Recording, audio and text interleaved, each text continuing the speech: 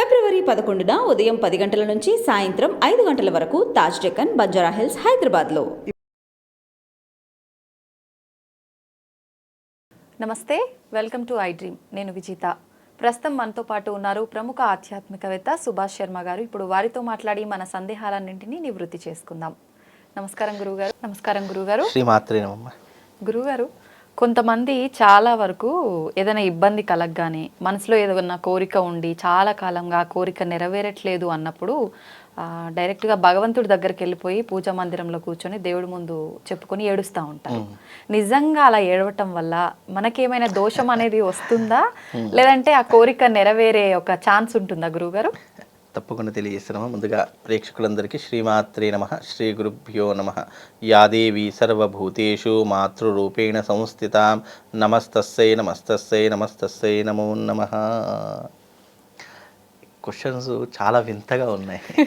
అంటే భగవంతుని ముందర ఏడవడము అనేటటువంటిది పరిష్కార మార్గం కాదు. మొట్టమొదట అందరూ తెలుసుకోవాలి, భగవంతుణ్ణి అర్చించాలి, యాచించాలి, అడగాలే తప్ప మనం ఏడిస్తేనో లేదు అని అంటే అది ఏడవడము అనేటటువంటిది ఎలా మనిషికి మొదలవుతుంది అని అంటే తీరనటువంటి కోరిక. దానికోసం ఎన్నో ప్రయత్నాలు చేసి విసిగి వేసారి అసలు ఆ కోరిక అంటేనే విరక్తి పుట్టేటటువంటి క్రమంలో ఏం చేయాలో అర్థం కాదు. సహాయం చేసేవారు ఎవరూ కనిపించరు. అలాగని మనం ఎవరికైనా చెప్పుకుందాము అని అనుకుంటా కూడా ఆ చెప్పుకునేటటువంటి మనిషి మనకు దొరకడు. అలా దొరకకపోవడంతో మనకి ఏం చేస్తామంటే లోపల నుంచి బాధ తన్నుకొస్తుంది. ఆటోమేటిక్గా ఇలా కూర్చున్నా కూడా టపటపటపటప నీళ్ళు కారిపోతూ ఉంటాయి. అలాంటప్పుడు కొంతమంది ఏం చేస్తారు అంటే దేవుడి దగ్గరికి వెళ్ళి మొర పెట్టుకుంటూ ఉంటారు, దేవుడి దగ్గరికి వెళ్ళి ఏడు చేస్తూ ఉంటారు. ఇలా ఏడ్చినటువంటి సందర్భాలు స్త్రీలలో కొన్ని వందల కేసులు ఉన్నాయమ్మా. అంటే ఏం చేయాలో పరిస్థితి అర్థం కాదు. ఎవరికైనా చెప్దాము అంటే వాళ్ళు మనల్ని తిడతారు తప్ప వాళ్ళకు బాధ అర్థం కాదు. అలా అర్థం కానటువంటి సందర్భాలలో చాలామంది స్త్రీలు, పెద్దవాళ్ళు, ముసలి వాళ్ళు, మనలాంటి వయసు ఉన్నటువంటి ప్రతి ఒక్కరు ఏం చేయాలో అర్థం కాక ఏంటి అని అంటే కనుక దేవుడి దగ్గర పడి ఏడు చేస్తూ ఉంటారు, మొరపెట్టుకుంటూ ఉంటారు. అసలు నోట్లో నుంచి మాట ఉండదు, సైలెంట్గా కూర్చుంటారు, టపటపట నీళ్ళు కారిపోతూ ఉంటాయి. కడుపులో ఉన్న బాధ పోతేనే అది కడుపులో ఉన్న బాధ ఎప్పుడు పోతుంది? ఒక మనిషితో ఒక బాధ చెప్పుకుంటే సగం భారం దిగిపోతుంది అని చెప్తూ ఉంటారు. కానీ అక్కడ మనం చెప్పినా వినేటటువంటి దేవుళ్ళు ఎవరు లేరు ఇక్కడ.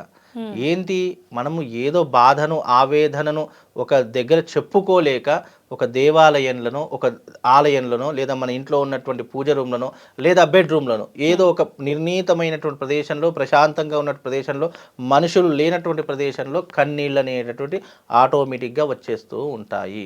అలా ఏడవడం వల్ల ప్రయోజనం అయితే ఏమీ ఉండదు. కాకపోతే ఏంటంటే బాధ అనేటటువంటిది బయట పడిపోయి కొంచెం మనసు అనేది ప్రశాంతంగా తేలిగ్గా ఉంటుందే తప్ప అక్కడ ఏడవడం వల్లనో కన్నీళ్లు పెట్టుకోవడం వల్లనో మన యొక్క బాధ అనేటటువంటిది పోదు. మనకు కన్నీళ్ళు అనేటటువంటివి, బాధ అనేటటువంటిది, నొప్పి అనేటటువంటిది ఎందుకు వస్తుంది అంటే పూర్వజన్మలో చేసినటువంటి కర్మ ఏ విధంగా మనిషికి తొలగిపోతుంది అని కర్మ విపాకంలో చెప్పడం జరిగింది. ఆ కర్మ విపాకం అనేటటువంటి శాస్త్రమునందు మనిషి యొక్క బాధలు కానీ, పాపాలు కానీ, లేదు అంటే వాళ్ళు చేసినటువంటి పూర్వజన్మలో చేసిన తప్పు ఒప్పులు కానీ ఏ రకంగా తొలగిపోతాయి అంటే, ఒకటి కన్నీళ్ల రూపంలో తొలగిపోతాయి, రెండు కష్ట రూపంలో తొలగిపోతాయి, మూడు బాధ రూపంలో తొలగిపోతాయి. ఈ మూడు విధానాలు అనేటటువంటి మనిషి యొక్క కర్మను తొలగించుకోవడానికి ఇవి మూడు కూడా కర్మ సిద్ధాంతంలో చెప్పినటువంటి అంశాలు. ఇప్పుడు ఉదాహరణకు నేను పోయిన జన్మలో ఏదో ఒక పాపం చేశాను, నాకు ఈ జన్మలో డబ్బుతో అనేక విధములైనటువంటి ఇబ్బందులు వచ్చాయి. అలా ఇబ్బందులు పడినప్పుడు ఆ మనిషి అనేక రకాల కష్టము అనేటటువంటిది అనుభవిస్తాడు. కష్ట రూపంలో ఆ బాధనంతా విముక్తి పొందుతాడు. ఇంకొకరు ఉన్నారు, ఏ స్త్రీని హింసించినా, స్త్రీని కొట్టినా, తిట్టినా, హింసించినా, మనము నిందించినా, లేనిపోని మాటలతో సూటిగా నొప్పించిన అలాంటి దాటికి కన్నీళ్ల రూపంలో బాధనంతా కూడా అంటే పాపం అనేటట్టు ప్రక్షాళన చేసుకుంటూ ఉంటాడు. తల్లిదండ్రులను కానీ, కుటుంబ సభ్యులను కానీ ఎవరినైనా హింసించిన కష్టరూపకంగా అనుభవిస్తాడు. ఇప్పుడు చాలామంది ఈ కూలి పని చేస్తూ ఉంటారు, మేస్త్రి పని చేస్తూ ఉంటారు. వాళ్ళకు పొద్దంతా కష్టపడితే కేవలం 500 800 వస్తాయి. ఎందుకు అంటే ఆ కష్టానికి అది అసలు ఇదే కాదు, అంటే ఆ డబ్బు అనేటటువంటిది విధానమే కాదు. కాకపోతే ఏంటంటే అతడు జీవితాంతం కష్టపడే డబ్బు సంపాదించాలి. ఆ కష్టం అనుభవిస్తూ పొట్ట గడుపుకోవడానికి ఆ 800 రూపాయలు అతనికి ఉపయోగపడుతుంది. అంటే కష్టము అనేటటువంటిది ఈ రకంగా తన జీవితంలో పరిహారం చేసుకుంటాడు. ఇలా ఎన్నో రకాలైనటువంటి మార్గాలు కర్మ విపాకంలో చెప్పడం జరిగింది. కనుక మనకు కన్నీళ్ళు వస్తాయనుకుంటున్నా, బాధ అనేది వస్తున్నా, మనకు తీరనటువంటి ఇబ్బందులు వస్తున్నాయి అని అనుకుంటే కనుక అది పూర్వజన్మలో చేసినటువంటి ఏదో ఒక తప్పుకి ఈ జన్మలో ఇన్ని రకాలైనటువంటి విధానాలు, బాధలు మనం అనుభవిస్తున్నామని ప్రతి ఒక్కరు అర్థం చేసుకోవాలి. సనాతన ధర్మం అర్థం చేసుకుంటే, దానిని అవగాహన చేసుకుంటే, నిజంగా చెప్తున్నాను, దానికంటే గొప్పనైనటువంటి జ్ఞానము ఈ సృష్టిలో లేదు. ఇప్పుడు చదువు నేర్చుకుంటున్నాము, దేనికి నేర్చుకుంటున్నాము? ఇప్పుడు చిన్నప్పటి నుండి డిగ్రీలు, పీజీలు అన్నీ నేర్చుకుంటూ ఉన్నాం. దేనికోసము? జ్ఞానము కోసము, అవగాహన కోసము, సమాజం అంటే ఏంటో తెలియడం కోసము, ఎవరితో ఎలా మాట్లాడాలి, డబ్బు యొక్క విలువ ఏ విధంగా తెలుసుకోవాలి, ఎవరితో ఏ రకంగా మాట్లాడితే మనకు పనులు జరుగుతాయి, ఇవన్నీ కూడా చిన్నప్పటి నుంచి మనం చదువుకున్న చదువు, మనకు విద్య నేర్పినటువంటి గురువులు మనకు ఇచ్చినటువంటి జ్ఞానం, ఇవన్నీ కూడా లోకంలో బ్రతకడానికి ఉపయోగపడతాయి. మన ముక్తిని పొందడానికి, మోక్షాన్ని పొందడానికి ఏమున్నాయి అంటే సనాతన ధర్మంలో అర్థం చేసుకునే జ్ఞానం కావాలి, అర్థం చేసుకునే విధానం కావాలి. అలా తెలుసుకున్నప్పుడు నీకు మోక్ష మార్గము, జ్ఞాన మార్గం అనేటటువంటిది దొరుకుతుంది. ఇప్పుడు ఉదాహరణకు ఒక ఉన్నతమైనటువంటి చదువుకున్నటువంటి వ్యక్తి ఉన్నాడు, ఐఏఎస్, ఐపీఎస్, ఎవరో ఒకరు, ఒక చాలా జ్ఞానవంతుడు ఉన్నాడు, అన్నీ చదువుకున్నాడు, అన్నీ తెలుసు, కానీ మూర్ఖత్వం కూడా అలాగే ఉంది. నీకు మూర్ఖత్వం అంటే జ్ఞానం ఉంది, మూర్ఖత్వం ఉంది. ఈ మూర్ఖత్వంతో ఉన్నటువంటి జ్ఞానము నీకు జీవితంలో ఎప్పటికైనా అది నాశనాన్నే కోరుకుంటుంది తప్ప నీకు జీవితంలో వృద్ధిలోకి రావడానికి ఎప్పుడు కూడా ఉపయోగపడదు. అలాగే నీకు సనాతన ధర్మం విలువలు తెలియకుండా, సనాతన ధర్మంలో ఆచరించే ఆచారాలు, సాంప్రదాయాలు, అలాగే దేవాలయాల యొక్క ప్రాముఖ్యతలు ఇవన్నీ తెలుసుకోకుండా నేను సైంటిస్ట్ని, నేను జ్ఞానవంతుణ్ణి, నేను గొప్పవాణ్ణి అని తెలుసుకున్నటువంటి వారు ఎవరైతే ఉన్నారో వాళ్లకు జీవితంలో బాగుపడే లక్షణాలు కనిపించవు. వాళ్ళు ఎప్పుడూ కూడా ఇతరులతో విమర్శలు అంటే ఎప్పుడు ఇతరులతో మాటలు పడడమే తప్ప వాళ్ళ జీవితానికి, వాళ్ళ జన్మకు చరితార్థం అనేటటువంటిది దొరకదు. అందుకే సనాతన ధర్మం అనేటటువంటిది చాలా గొప్పనైనటువంటిది. అలా గొప్పనైనటువంటి సనాతన ధర్మంలో పుట్టిన మనము ఏడవడం వల్లనో, ఎవరి యొక్క సానుభూతి పొందడం వల్లనో మనం ఎప్పుడూ కూడా ఈ యొక్క జీవితాన్ని సార్థకత చేసుకోలేము.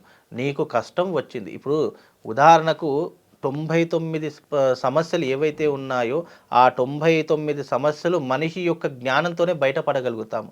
కానీ కొంతమంది అవి చేయలేక, అసమర్థతతో, ఏమీ చేయలేనటువంటి పరిస్థితుల్లో దేవుడి దగ్గరికి పోయి ఏడుస్తారు. దేవుడు ఏం చేస్తాడు?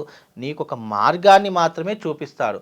కానీ ఆ మార్గంలో నడిచేటటువంటి విధానం కానీ, ఆ మార్గ మధ్యంలో నీకు వచ్చే అడ్డంకులు కానీ వాటన్నిటినీ దాటుకొని వెళితేనే నీ జీవిత గమ్యాన్ని చేరుకోగలుగుతావు.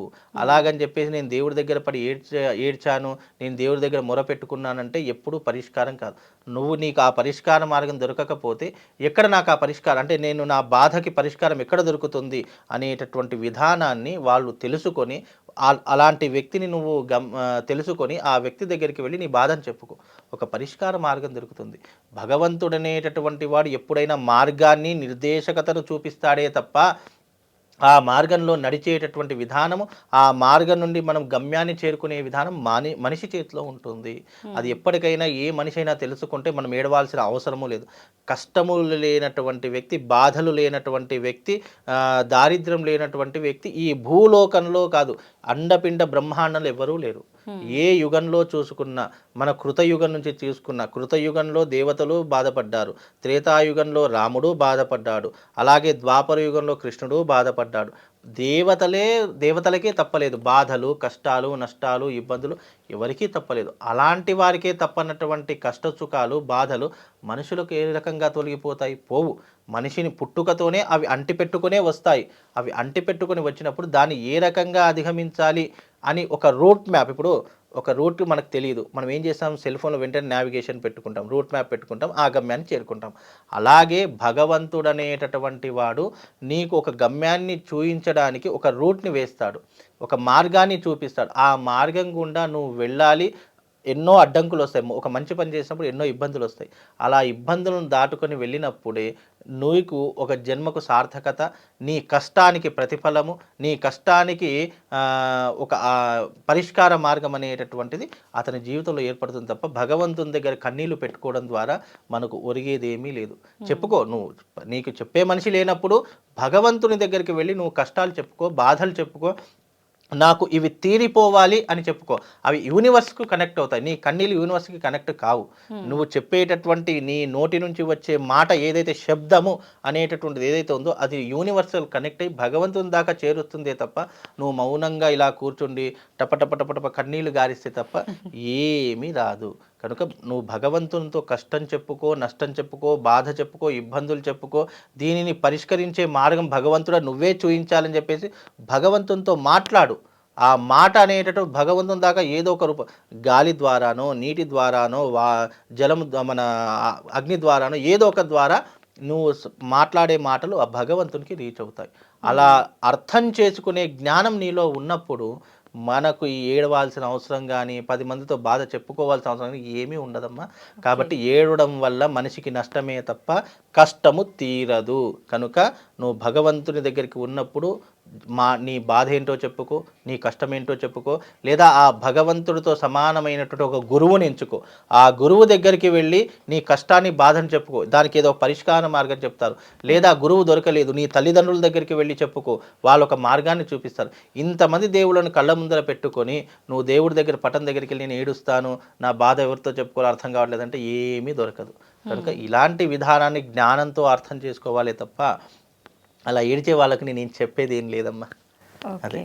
అయితే ఏడుస్తున్నారు అంటే వాళ్ళ మనోధైర్యాన్ని వాళ్ళు కోల్పోయారు కాబట్టి ఏం చేయలేని పరిస్థితిలో ఏడుస్తున్నారు కదా గురుగారు, దానికి ఏమైనా పరిహారం లేదంటారా? వాళ్ళు మనోధైర్యం అనేటటువంటిది ఇక్కడ మాట కదా. మనోధైర్యం ఏంటి? ఇప్పుడు మనిషి ఎప్పుడూ ధైర్యవంతుడే. మనిషి ధైర్యము లేదు అని అనుకోవడం మన మూర్ఖత్వం.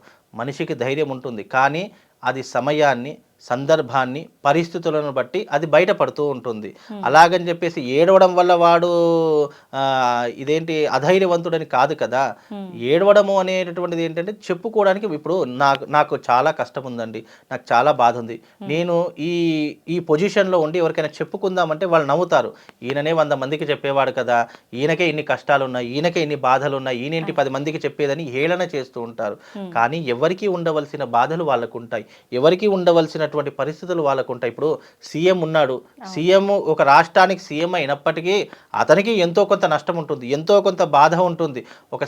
ఒక రాష్ట్రానికి పరిపాలించే సీఎంకే ఇన్ని కష్టాలు ఉన్నాయి, మన రాష్ట్రాన్ని ఏం బాగు చేస్తారు అని విమర్శిస్తూ ఉంటారు. అంటే ఏంటి అంటే మనం చెప్పుకోలేనటువంటి బాధ ఎవరితో చెప్పుకున్నామనుకోండి వాళ్ళు నవ్వుతారేమో, వాళ్ళు ఏదో రకంగా హేళన చేస్తారేమో అని ఒక భయం మనిషిలో కలిగిపోయేసరికి అది అక్కడే స్టాప్ అయిపోతుంది. దాని ద్వారా మనకు కన్నీళ్ళు, బాధలు ఇలా వస్తాయి తప్ప మనిషి సాధించలేదంటూ సృష్టిలో ఏదీ లేదు. ఇప్పుడు మనిషి ఉన్నాడు, ఎన్నో కనిపెట్టాడు. గాలిలో ఎగిరేటటువంటి విమానాన్ని కనిపెట్టాడు, సముద్రంలో నడిచే ఒక పడవను కనిపెట్టాడు, అలాగే ఎన్నో రకాలైనటువంటి ఇంధనాలను కనిపెట్టాడు, ఎన్నో రకాలైనటువంటి విధానాలను మనిషే కదా కనిపెట్టింది. మనిషి తలుచుకుంటే సాధించలేదంటే ఏమీ లేదు, సాధిస్తాడు. కానీ అతనికి ప్రోత్సాహము, ధైర్యము, మాట సహాయము లేదా డబ్బు సహాయం ఏదో ఒకటి మనిషికి ప్రేరేపణ చేస్తే అప్పుడు ఆ మనిషి సాధించలేదంటూ ఏమీ లేదు, కన్నీటిలో పెట్టుకోవాల్సిన అవసరమే లేదు. మనిషి ఎప్పుడు అధైర్యవంతుడు కాదు, ధైర్యవంతుడే. ఎప్పుడు స్త్రీ అయినా సరే, పురుషుడైనా సరే, వాళ్ళకు ఉన్నటువంటి ధైర్యం ప్రపంచంలో ఎవరికి ఉండదు. కానీ అది ఒక్కొక్కసారి బయటపడుతుంది, ఒక్కొక్కసారి బయటపడదు. బయటపడినప్పుడు ఒక్కసారిగా శాంతంగా ఉన్నట్టు 365 రోజులు చాలా శాంతంగా ఉంటాడు. అతన్ని చూస్తే అబ్బా ఏం మాట్లాడు, అసలు ఇతని కోపమే అనేటటువంటి రాదు అనుకున్న వ్యక్తికి కోపం వస్తే ఎలా ఉంటుందో తెలుసా? ప్రళయం, ఏ రకంగా ప్రళయం వస్తుందో ఆ రకంగా కోపం వస్తుంది.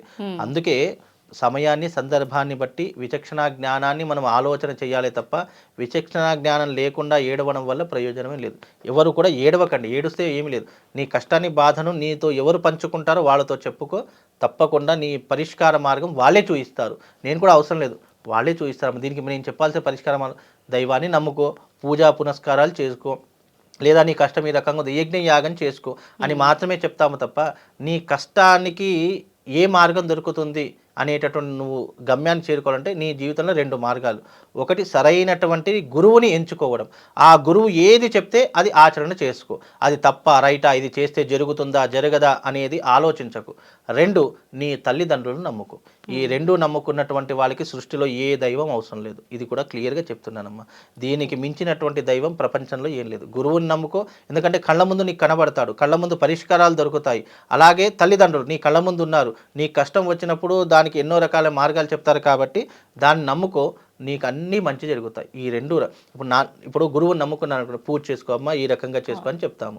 అదే తల్లిదండ్రులు నమ్ముకున్నారనుకోండి, వాళ్ళు ఏదో ఒక పరిష్కారం, ధన సహాయము, మాట సహాయము, లేదా ఒక బలం, వాళ్ళ చుట్టుపక్కల ఉండి బలాన్ని ముందుకు నడిపించడానికి వాళ్ళ వెనుకుండి ప్రోత్సహించడం, ఇలాంటివి చేస్తున్నారు. అంటే మనిషికి కావాల్సింది ఈ 2, బలము, ప్రోత్సాహం. ఈ 2 ఉన్నటువంటి వ్యక్తికి సృష్టిలో ఏది ఆపలేదమ్మా. యూనివర్సల్ కూడా వాళ్ళకి కనెక్ట్ అవుతుంది, నేచర్ కూడా వాళ్ళకి సపోర్ట్ చేస్తుంది. అన్ని రకాలుగా వాళ్ళు ముందుకు వెళ్ళడానికి అవకాశ మార్గాలు ఎన్నో ఉంటాయమ్మా. ఇంతే, దాంట్లో పెద్ద ఆలోచించడానికి ఏం లేదమ్మా. థ్యాంక్ యూ గురుగారు. శ్రీమాత్రే నమః.